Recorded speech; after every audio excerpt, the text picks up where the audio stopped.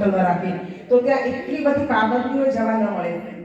તો એવી જગ્યાએ હું કાઉન્સિલિંગ કરવા જતી હું મારી વહુ સાથે, તો ત્યાં મેં જોયું કે અત્યારે લવ જેહાદના કેસ એટલા બધા છે. મારા પાસે સમય બહુ ઓછો છે તમને બધાને, હું પણ એક વક્તા તરીકે ઘણી જગ્યાએ જાઉં છું, પણ આજે મારું સમયનું આયોજન છે કે હું તમને બધો મારો પરિચય નથી આપી શકતી.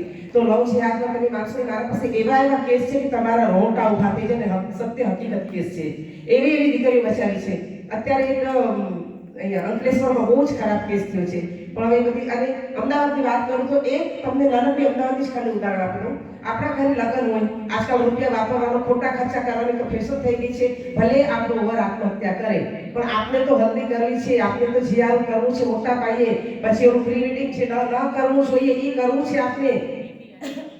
બીજું મહેંદી અને કંકોત્રી લખવાની.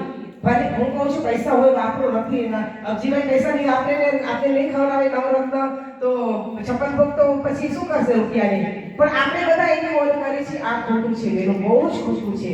હું એમ કહું છું કે શું તમારા દીકરા કુંવારા રહી જશે? બધી બહેનો અત્યારે મારા વાતથી સહેમત છો ને? પણ આપણે જ બધા છીએ આ ખોટા ખર્ચા કરવાવાળા. તો આનું શું બોલો?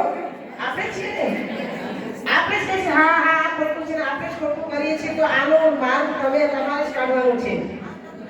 અહીંયા આપણે જગતગુરુ બેઠા હતા કામમાં, ત્યારે મને એ જ વાત કરતા હતા કે બેન, હું તો કઈ સંસારી વાતો ન કરી શકું, પણ આ તમારી જવાબદારી છે કે તમે આના માટે શું કરશો. મેં કીધું મારાથી હું પણ હતાશ છું. જે કાનૂન કાયદા કાઢે છે પાડતા નથી તો શું કરવાનું? કેટલું ગલત વાત છે.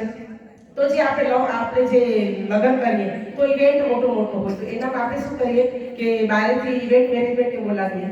તો એક લેડી બેન, એક મસ્ત રૂપાળી છોકરી, 22, 24, 25 વર્ષની દીકરીની વાત કરું છું. એ હવે મારે સમજી લો કે આવી ઇવેન્ટ માટે, તો મારા ઘરે મહેંદી હોય, હલ્દી હોય, આ હોય તે હોય.